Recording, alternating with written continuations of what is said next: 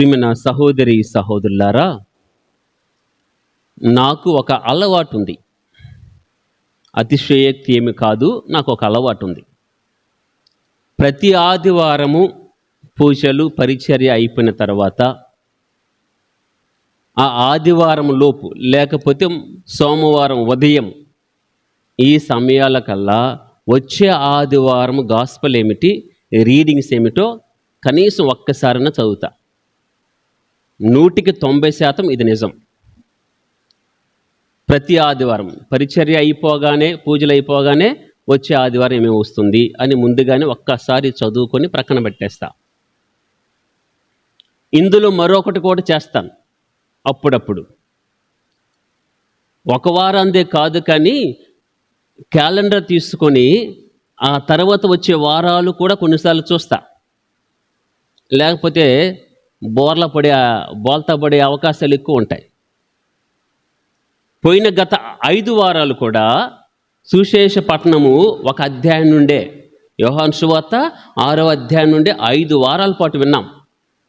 మొదటి వారం మాత్రమే 5,000 మందికి ఆహారం పంచే వృత్తాంతం ఉంటుంది. దాన్ని ఎలాగైనా చెప్పుకోవచ్చు.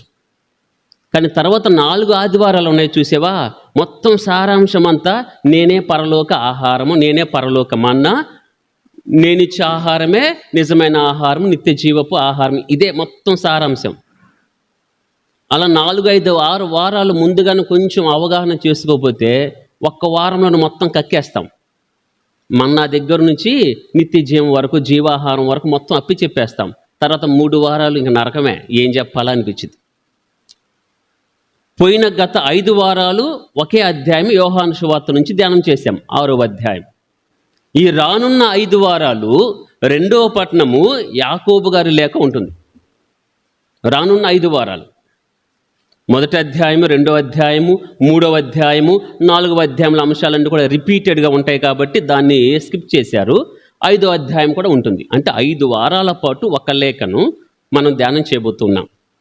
అనిపించింది ఒకసారి ఆ లేఖ గురించి క్లుప్తంగా వీరికి చెప్పగలిగితే, దాని బ్యాక్గ్రౌండ్ ఏమిటి, ఏ పరిస్థితుల్లో రాశారు, ఎవరు రాశారు, ఎందుకు రాయవలసి వచ్చినది, ముఖ్యమైన అంశాలు ఏమిటో తెలియచేయగలిగితే ఒక 5 వారాల పాటు వినే ఈ వాక్యము కొద్దిలో కొద్దిగన్నా ఫలిస్తుంది, అర్థమవుతుందనే భావన. Praise the lord, praise the lord, praise the lord. అందరూ ఒకసారి యాకోబు గారు రాసిన లేఖ ఒకసారి తీయండి.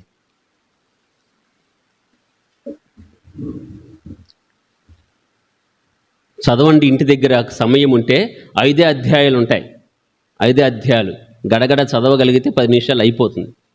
దాన్ని వచనం అర్థం చేసుకోవాలి, లోతైన భావాల్లోకి వెళ్ళాలంటే సమయం పడుతుంది. కానీ ఒకసారి చదవాలంటే 10 నిమిషాల్లో చదివేయచ్చు. దయచేసి చదవండి. 5 అధ్యాయాలు ఉంటాయి, 108 వచనాలు ఉంటాయి, 2309 పదాలు ఉంటాయి. అంతే, సింపుల్. 3 పేజీలు తిప్పి చదివి పక్కన పడేయచ్చు. దయచేసి చదవండి. Praise the lord, praise the lord. యాకోబు రాసిన లేఖ ఎవరు రాశారు అనేది ప్రశ్న. ఎందుకన్నా యాకోబులు ఆ పేరు గల వ్యక్తులు బైబిల్ గ్రంథంలో దాదాపుగా 5 ఉంటారు. ఈ 5 ఎవరు రాశారు? యేసు ప్రభువుకున్న ప్రధానమైన శిష్యులలో ఆ 3 ఒకరు యాకోబు. పేతురు, యాకోబు, యోహానులు. ఆ తర్వాత యూదా సోదరుడు యాకోబు అని ఒకరు ఉంటారు. అల్ఫయి కుమారుడైన యాకోబు మరొకరు ఉంటారు. యేసు సహోదరులలో పేరున్నవాడు యాకోబు ఒకరు ఉంటారు. సంఘ అధిపతిగా, మూల స్తంభముగా పేర్కొనబడ వ్యక్తి యాకోబు గారు మరొకరు ఉంటారు. 5 యాకోబులు ఉంటారు. ఈ వృత్తాంతము అథారిటీ ఏమిటంటే మన క్యాథలిక్ బుక్ ఇది, the new Jerome biblical commentary. ఇది అందరి దగ్గర ఉంటుంది. ఇదే ప్రామాణికం. ఈ బ్యాక్గ్రౌండ్కి అథారిటీ ఏమిటి అనేది దీంట్లోనే మొత్తం ఉందన్నమాట. ఈ 5 ఎవరు రాశారు? యాకోబు లేక ఎవరు రాశారు? ఈ 3 ఒకరు రాశారా? పేతురు, యాకోబు, యోహాన్లు. పేతురు గారేమో 2 లేఖలు రాశారు. మొదటి లేఖ, 2వ లేఖ ఉన్నది. ఆయన ప్రసంగాల సారాంశాన్నే మార్కు గారు మొత్తం కూడా సువార్తగా అందించారు. అటు ఇటుగా చెప్పుకుంటే పేతురు గారి యొక్క ప్రసంగాల సారాంశమే ఆ మార్కు సువార్త. యోహాను గారు కూడా 5 రాశారు. యోహాను సువార్త రాశారు, లేఖలు 3 ఉన్నాయి. అదేవిధంగా దర్శన గ్రంథం కూడా యోహాను గారు రాసినదే. ఈ మధ్యలో ఉన్న యాకోబు ఏమైనా రాశాడా అనేది ప్రశ్న. గ్రంథకర్తలు, శాస్త్రవేత్తలు, వేదాంత పండితులు మొత్తం కూడా చూసి యాకోబు అయితే రాసి ఉండడు. అపోస్తులుడైన యాకోబు రాసి ఉండడు. ఎందుకన్నా ఈ పుస్తకము రాసిందేమో క్రీస్తు శకము 62వ సంవత్సరంలో, యాకోబు మరణించిందేమో 40వ సంవత్సరంలో, అటు ఇటుగా ఆ మధ్యలో. 40లోనే మరణించిన వ్యక్తి 62లో పుస్తకం రాయలేడు కాబట్టి ఈ ముగ్గురిలో యాకోబు మాత్రము రాయలేదు అన్నారు. ఆ తర్వాత అల్ఫయి కుమారుడైన యాకోబు, ఆయన గురించి ప్రశ్న లేదు. యూదా సోదరుడైన యాకోబు, ఆయన గురించి ప్రశ్న లేదు. వాళ్ళిద్దరు ఖచ్చితంగా రాసి ఉండరని నిర్ధారణకు వచ్చారు. ఇంకా డౌట్ ఎక్కడ ఉందంటే, మనకి వేరే వాళ్ళకి మధ్య కొంచెము డిస్కషన్ జరిగేది ఎక్కడంటే, యేసు సోదరుడు యాకోబు అని పలు విధాలుగా ప్రస్తావన చేయబడింది. యేసయ్య సోదరుడు అంటే వాళ్ళ కుటుంబం చెందిన వ్యక్తి రాశారు అని ఒకళ్ళు, లేదు మూలస్తంభముగా ఎంచబడ్డ యాకోబు మరొకరు ఉన్నారు. ఆది సంఘానికి అధిపతిగా యెరూషలేములో ఆ ఆది సంఘానికి అధికారిగా ఉన్న యాకోబు ఉన్నారు, ఆయన రాశారనేది మరొక వాదన. ఏదేమైనా మన ట్రెడిషన్ ప్రకారం, మన పుస్తకాలు, అప్రూవ్డ్ పుస్తకాలలో మాత్రము ఏమని రాయబడిందంటే, ఆది సంఘానికి అధిపతి అయిన యాకోబు, మూల స్తంభముగా ఎంచబడినటువంటి యాకోబు గారు రాశారు. ఒకసారి చదవండి. అపోస్తుల కార్యాలు 15వ అధ్యాయము 13వ వచనం.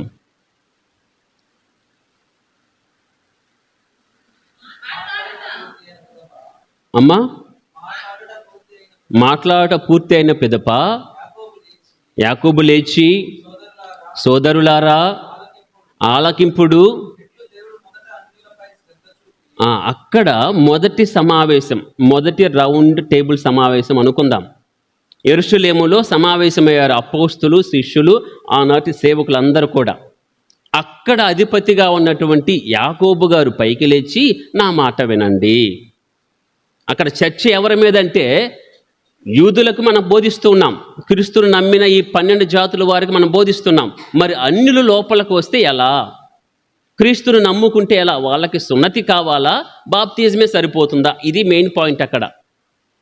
అప్పుడు యాకోబు గారు అంటారు, అన్యులైన వారు క్రీస్తుని విశ్వసిస్తే వారిని కష్టపెట్టవద్దు. 19వ వచనం ఉంటుంది, చదవండి ఒకసారి. 19వ వచనంలో, ఇది నా అభిప్రాయము, కావున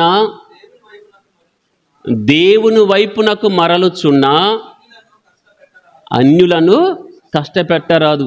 ఈ సున్నతి అనేది యూదా ఆచారము, అది తీసుకుంటేనే క్రైస్తవం స్వీకరించినట్లు భావించవలదు, బాప్తీసాన్ని పొందితే సరిపోతుంది అని చెప్పినవాడు యాకోబు గారు. ఆ యాకోబు రాశారని మన విశ్వాసం. ఈ మనిషే అధిపతి. ఎప్పుడైతే పేతురు గారు చెరసాల నుండి విడిపించబడ్డాడో, మూసి ఉన్న తలుపు ఆ యొక్క ఇంటిలో సంఘమంతా ప్రార్థన చేస్తూ ఉంటే వారి దగ్గరికి వెళ్ళాడు పేతురు గారు. 12వ అధ్యాయము 17వ వచనం చదవండి. అతడు నిశ్శబ్దముగా ఉండుడని తరువాత ప్రభు ఎట్లు తనను చెరసాల నుండి విడిపించెనో వారికి వివరించి చెప్పాను. ఈ సంగతిని యాకోబునకు సోదరులకును తెలియచేయుడని ఎవరికి చెప్పమన్నాడు? యాకోబుకి మరియు సోదరులకు. ఎందుకు చెప్పవలసి వచ్చిందంటే, అక్కడ అధిపతి ఎవరంటే యాకోబు గారు. యెరూషలేము సంఘ అధిపతి ఎవరు? యాకోబు గారు. అందుకనే విడుదలైన తర్వాత అంటున్నాడు, నేను బయటకు వచ్చాననే సంగతి, ప్రభుని ఎలా విడిపించాడో ఈ సంగతులన్నీ కూడా యాకోబుకి చెప్పండి. ఈ యాకోబు లేఖను రాశారు అని నిర్ధారణకు వచ్చారు. Praise the lord, praise the lord. ఎవరికి రాశాడు? అది చాలా ముఖ్యం. ఈ లేఖ ప్రత్యేకత ఏమిటంటే, ఎవరికి రాశారో అనేది ఒక్కటే ఉంటుంది, చల్లా చెదరైన యూదులకు. ఈ లేఖ అపోస్తుల చర్యలు 8వ అధ్యాయము 1వ వచనం చదవండి. ఆనాటి నుండి యెరూషలేములోని క్రైస్తవ సంఘము క్రూరమైన హింసలు పాలైరి. విశ్వాసులందరూ యూదయ సమరయ రాష్ట్రములలో చల్లా చెదురైపోయారు. ఈ వృత్తాంతం ఏమిటి? అంతకంటే ముందు మనం చూస్తే స్టెఫాను హత్య ఉంటుంది. క్రైస్తవుడని చెప్పుకుంటే చావగొడుతున్నారు, దొరికామా చితకబాతున్నారు, స్వతంత్రం లేదు, అందరూ పారిపోతున్నారు, ఎదిరించిన వాడిని హతమారుస్తున్నారు, వేద సాక్షి మరణమే. అలా ఉన్నవాడు స్టెఫాను అప్పుడే రాళ్లతో కొట్టి చంపారు. ఆ చంపినప్పుడు కూడా సౌలు ఉన్నాడు అక్కడ, మారని పౌలు అక్కడ ఉన్నాడు. ఆ తర్వాత ఇదంతా చూసి ఇక లాభం లేదు, యెరూషలేం చుట్టుప్రక్కల ఉంటే క్రైస్తవులని తెలిస్తే మనల్ని చంపేస్తారు అని వారు ఇతర ప్రాంతాలకు చల్లా చెదురై వెళ్ళిపోయారు. అలా వెళ్ళిపోయిన వారికి ఈయన రాస్తున్నాడు. అలా వెళ్ళిపోయిన వారికి శ్రమలు వస్తాయి, మీరు నిలబడండి అని ప్రోత్సాహకరముగా ఈ ఉత్తరాన్ని రాస్తున్నారు. Praise the lord, praise the lord. ఇందులో మెలకేమిటంటే, ఈ లేఖ అంటే రెవరెండ్ ఫాదర్ మార్టిన్ లూథర్కి నచ్చదు. ఎవరికి? మార్టిన్ లూథర్ గారికి నచ్చదు ఈ లేఖ అంటే. ఆయన నమ్మిన సిద్ధాంతం వేరు. నచ్చకే కదా ఆయన బయటికి వెళ్ళిపోయింది, చాలా నచ్చక బయటికి వెళ్ళిపోయాడు ఆ ఫాదర్ గారు. ఆయన నమ్మకం ఏమిటంటే, పౌలు గారి యొక్క లేఖల ప్రకారము మన సొంతంగా మనం ఏమీ సంపాదించుకోలేము, కృప, నీ కష్టం కాదు, కృప, దేవుని కృప ఉంటేనే నువ్వు రక్షింపబడతావు అనేది పౌలు గారి లేఖల సారాంశం. దాన్ని మాత్రమే నమ్మాడు మార్టిన్ లూథర్ గారు. యాకోబు గారి లేఖ ఎలా ఉంటుంది? వినటం కాదు నాయనా, దాన్ని ఆచరించాలి, క్రియలు ముఖ్యం, కృప మాత్రమే కాదు. కృప ఉంటుంది కానీ నీ క్రియలు ఏమైపోతాయి? ఏమి చేయకుండా కృప అంటే దేవుడు ఏమి నిన్ను రక్షించాడు, నీ క్రియలు కూడా కావాలని చెప్పే లేఖ యాకోబు గారి లేఖ. ఆయనేమో కృప అంటే ఇదేమో క్రియలు అంటుంది కదా, అందుకే ఈ లేఖ అంటే ఇష్టం ఉండదు. రెండవది ఏమిటంటే, పౌలు గారు లేఖలు రాసే విధానము ఈ లేఖలు ఎక్కడ కనిపించదు. మనం లెటర్ రాసామనుకోండి, టు ద అని ఒక అడ్రస్ రాస్తాం, తర్వాత సబ్జెక్ట్ రాస్తాం, తర్వాత అచ్చమైన తెలుగులో ఉభయ కుశలో పరి అని రాస్తాం. మీరు బాగున్నారా, మేము బాగున్నాం, ఆశిస్తున్నాం అని రాసి ఆ మధ్యలో ఇంపార్టెంట్ది పెట్టేసి చివరిలో క్రైస్తవులు అయితే ప్లీజ్ ప్రే ఫర్ మీ, లేకపోతే అందరిని అడిగిన చెప్పండి, ఇట్లు ప్రియమైన అని సంతకం. ఇది ఒక ఫార్మాట్ లెటర్ రాస్తే. పౌలు గారు కూడా ఇంచుమించు అదే ఫార్మాట్ను ఫాలో అవుతారు.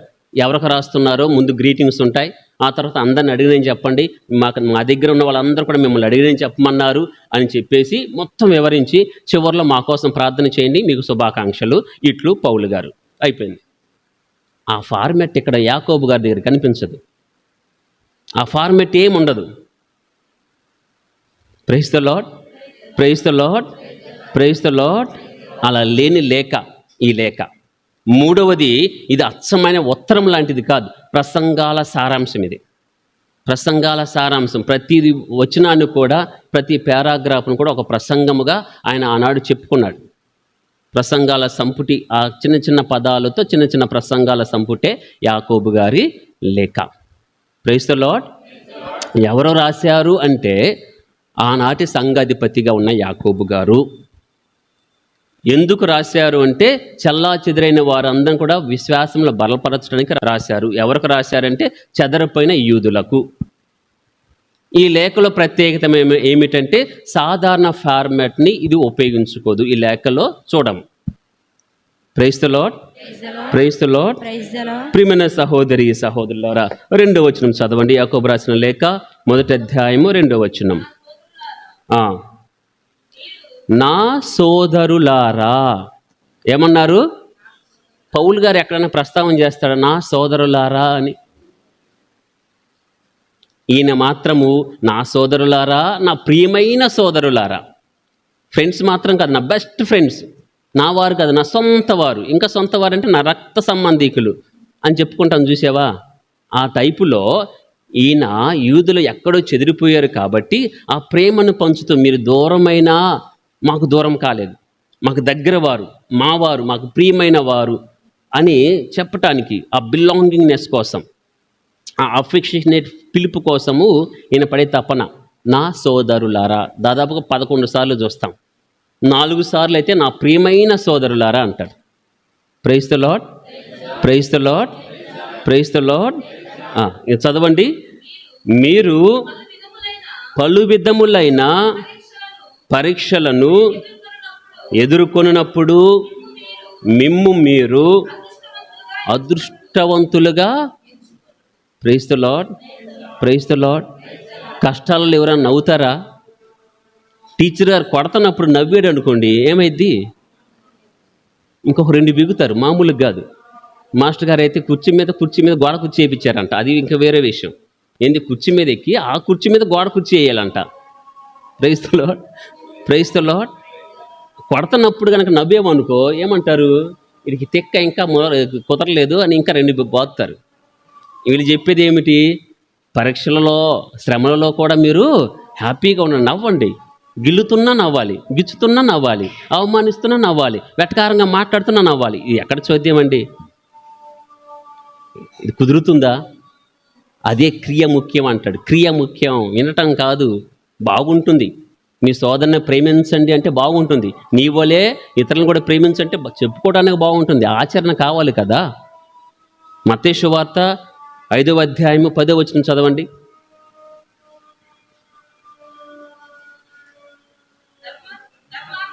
ధర్మార్థము, యేసయ్య కూడా అలాగే అంటున్నాడు. హింసితులు ధన్యులు, నా నిమిత్తము ప్రజలు మిమ్ము అవమానించినప్పుడు, హింసించినప్పుడు, నిందారోపణ గావించినప్పుడు మీరు ధన్యులు. అక్కడ తీసుకుని వస్తున్నాడు యాకోబు గారు. యేసయ్య మాటలను తీసుకుని వచ్చి వాళ్ళకి అర్థమయ్యే రీతిలో పరీక్షలప్పుడు కూడా మీరు సంతోషించండి, మీకు శ్రమలు వచ్చినప్పుడు కూడా మీరు సంతోషించండి. శ్రమ వస్తే పారిపోవటం, గిట్టకపోతే వెళ్ళిపోవటం, ఇది కాదు క్రైస్తవం అంటే. నువ్వు నిలబడినప్పుడు నీకు చుట్టూ ఎన్ని సమస్యలు ఉన్నా, ఎంతమంది నిందించే వాళ్ళు ఉన్నా, ఎన్ని శ్రమలు వచ్చినా పారిపోవద్దు, అక్కడే ఉండండి, ఆనందించండి. రోమపత్రిక 5వ అధ్యాయము 3వ వచనం చదవండి.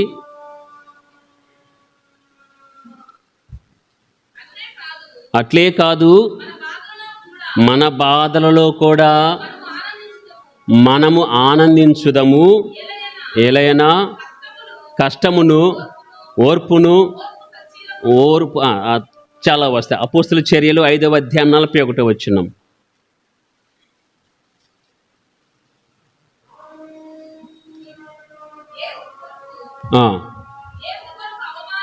యేసు కొరకు అవమానములు కొంత యోగ్యులమైతిమని వారు సంతోషముతో, ప్రైజ్ ది లార్డ్. యేసయ్య ఏమంటున్నాడు? నా నిమిత్తం మీరు అవమానం పొందినప్పుడు, మంచి కోసం మీరు శ్రమిస్తున్నప్పుడు, నిందారోపణ గావించబడినప్పుడు మీరు ధన్యులు, అది దేవుని రాజ్యం మీదే. ఆ మాట మీద నిలబడిన వారు అపోస్తులు.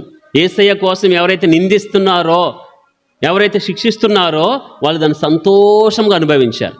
ఆహా, యేసయ్య కోసం మేము ఇలా బాధలు పొందుతున్నామని విచారణ సభ నుండి విచారంతో కాకుండా ఆనందంతో వెళ్ళిపోయారు. అటువంటి క్రైస్తవులుగా ఉండండి మీరు. ఒకప్పుడు యేసయ్య శిష్యులుగా, బోధకులుగా మేము పొందాము, శ్రమను పొందాం. మీరు కూడా చెదరపోయిన యూదులారా, చెదరపోయిన విశ్వాసులారా, బలహీనమైన విశ్వాసం కలిగిన వారులారా, మీరు కూడా ఆనందించండి.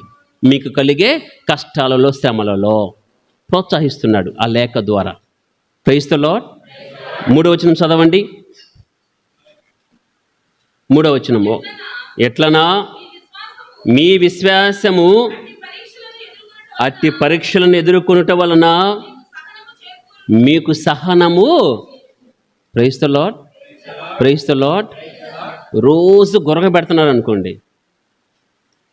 ఫస్ట్ రోజు అయితే నిద్ర పట్టదు, 2వ రోజు కొంచెం కొంచెం, 3వ రోజు కొంచెం కొంచెం, అలా జీవితకాలం అంతా ఉన్నాం అనుకో, ఆ గొరకే నీకు సంగీతం అయింది, ఆ గొరకే నీకు సంగీతం అయింది. తప్పదు, అలవాటు పడిపోతాం.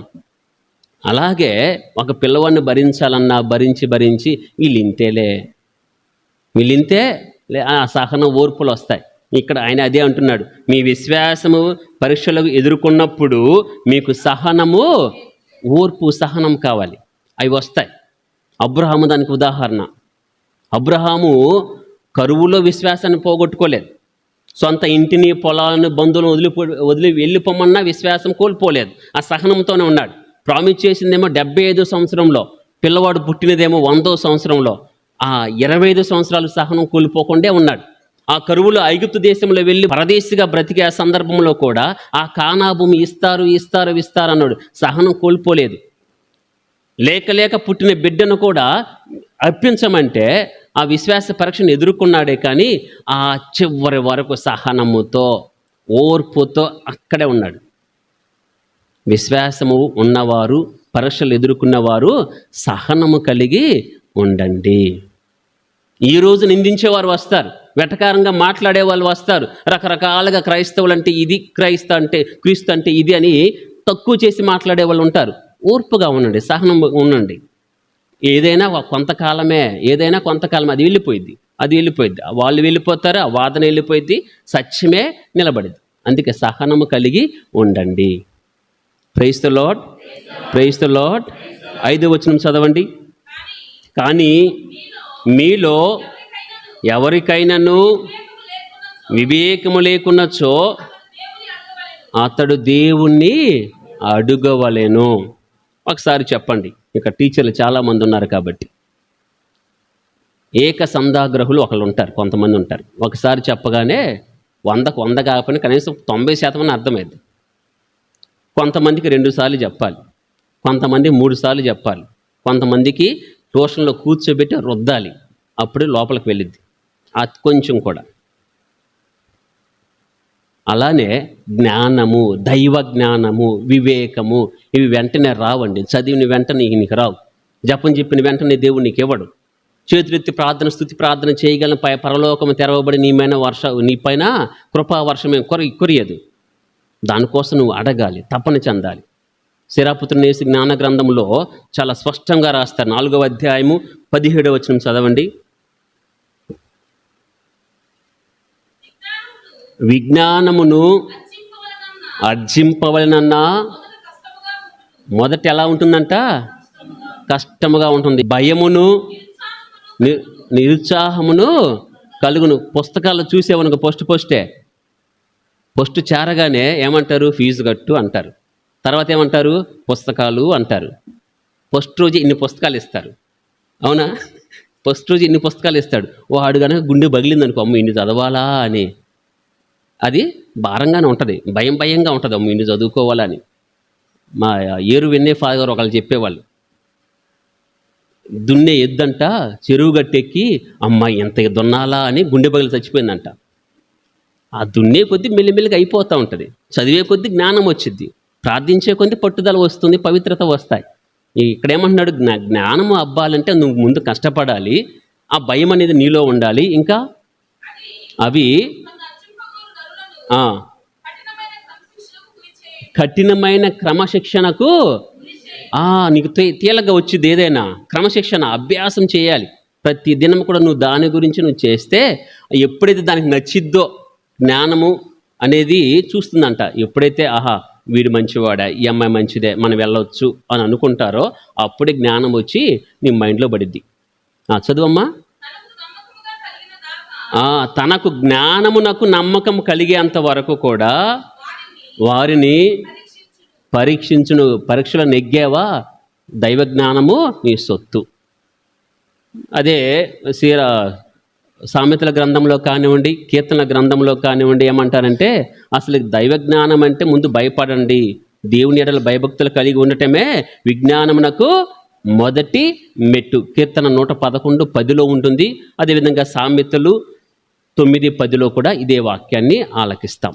ఈయన ఏమంటున్నాడంటే వివేకము కోసం మీరు అడగండి, ఏది ఉండాలో, ఏది చేయాలో, ఏది చేయకూడదో ఆ జ్ఞానం, విచక్షణ జ్ఞానము కొంత కొరవడుతుంది, దానికోసం మీరు అడగండి. Praise the lord, praise the lord, praise the lord. అది కూడా 6వ వచనంలో ఏమంటారు? అతడు విశ్వాసముతో అడుగువలను, ఖచ్చితంగా ఇస్తాడు, ఇచ్చి తీరును అనే విశ్వాసముతో అడగండి అంటున్నారు. ఇక 8వ వచనము చాలా ఇంపార్టెంట్ అయిన వచనం. 8కి నేటి 2వ పట్టణానికి కొంచెము సంబంధం ఉంది. ఆ 2 వచనాలు చూసి ముగించుదాం. 8వ వచనం చదవండి. వాడు దిమనస్కుడు, చపల చిత్తుడు, వానికి ఏ పని యందును స్థిరత్వము ఉండదు. ఒక్కసారి చదవండి. మలాకి 3:6. ప్రభువునైన నేను మారిపోవాడను కాను. హెబ్రీలు 13:8.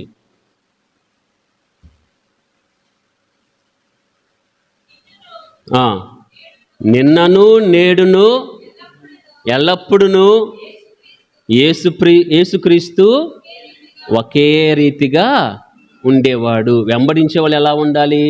ఒకే రీతిగా ఉండాలి. మార్పు చెందని వ్యక్తులుగా ఉండాలి. ద్విమనస్కులు కాదు, డబుల్ స్టాండర్డ్స్ అనేవి కాదు, డబుల్ మైండెడ్ పర్సన్స్ కాదు. Praise the lord. మారని దేవుణ్ణి నువ్వు ఒకే రీతిగా నువ్వు ఆరాధన చేయాలి. ఆ దేవుడు నిన్న నేడు రేపు ఒకే రీతిగా ఉంటాడు. మార్పు చెందని వాడు మన దేవుడు. ఆ మార్పు చెందని వాడిని మనము ఒకే రీతిగా ఆరాధన చేస్తే ఉపయోగం ఉంటుంది. అవునా? ద్విమనస్కులు ఈరోజు ఇక్కడ ఉంటాడు, రేపు ఎక్కడ ఉంటాడో తెలియదు. ఈరోజు ఇక్కడే, రేపు ఎక్కడ ఉంటాడో తెలియదు. 4 గంటలకి 4 ఆటోలు వేసుకుని పరిగెడతా ఉన్నారు. 4 గంటలకి 4 ఆటోలు వేసుకొని ఉదయం 4 గంటలకి మళ్ళీ తిరిగి 9 గంటల పొలంలో ఉంటారు. ఇక్కడ ఉంటారు, అక్కడ ఉంటారు. ద్విమనస్కులు, చపల చిత్తులు, ఎక్కడ పడితే అక్కడ పోతారు. ఏమన్నా అర్థమైద్దా? ఏమన్నా పొందుకుంటావా? ఆ కొద్ది క్షణం కోసమే, ఆ ఏదో ఆనందం అంతే. పొందుకో. తినగా వేప తీయగా ఉండు. అది తినాలి. రోజు తింటే తీయగా ఉంటుంది. నువ్వు ఈరోజు తింటావు, తర్వాత 10 రోజులు తింటావు, తీయగా ఉంటుందా? ఉండదు. ఇక్కడ కొంచెం, అక్కడ కొంచెం, అక్కడ కొంచెం, అక్కడ కొంచెం ఏదో వింటా ఉంటావు. లోపలికి పోయిద్దా? ద్విమనస్కులు కాకండి. ఒక్కదాని మీదే ఉండండి. ఒకటే వినండి. అంతేగాని ఇక్కడ అక్కడ ఎక్కడ పడితే అక్కడికి వెళ్ళదు. ద్విమనస్కులు అంటున్నాడు. అలా ఉండకండి అయ్యా మీరు అని ఆయన లేఖ ద్వారా తెలియజేస్తున్నాడు. ఐఏఎస్ కోచింగ్లో ఒక సూత్రం ఉంది. గ్రూప్స్కి ఎవరైనా ప్రిపేర్ అయితే ఒక సూత్రం ఉంది. టెక్స్ట్ బుక్లు అన్నీ చదవకు. ఎవరైనా సజెషన్ ఇస్తే అది తీసుకుని చదవకు. ఏదో ఒక టెక్స్ట్ బుక్ నమ్ముకో. దాన్ని మరలా చదువు. అప్పుడు నీకు దానిలో పట్టు వస్తుంది. ఏ అంశాన్ని నువ్వు అర్థం చేసుకుంటా. అన్ని పుస్తకాలు పెట్టుకొని అందరు చెప్పిందల్లా విని ఏది పడితే అది ఉంటే ఆ తాబులు రాసా నీకు ఏం అర్థం కాదు. వాళ్ళ సూత్రం ఏమిటంటే అన్నీ బదులు ఏదో ఒక చిన్న పుస్తకము, ఒక పుస్తకాన్ని నమ్ముకొని దాన్ని క్షుణ్ణంగా నేర్చుకో.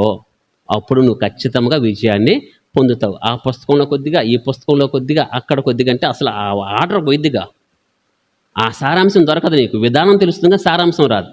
Praise the lord, praise the lord, praise the lord. యాకోబు గారు చెప్పేది అదే.